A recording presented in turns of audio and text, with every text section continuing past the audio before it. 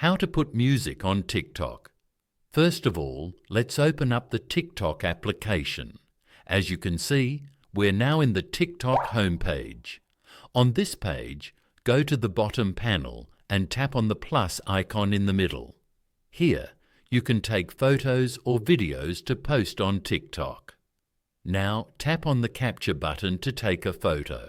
Then go to the top and tap on Add Sound. Here, you can view and explore all the available sounds on TikTok. Select a sound of your choice from here.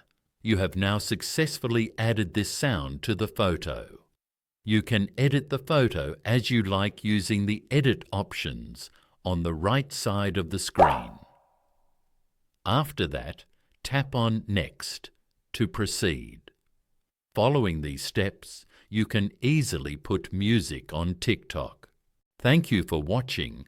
Please leave a like if this tutorial helped you, or leave a comment below if you have any questions related to the video.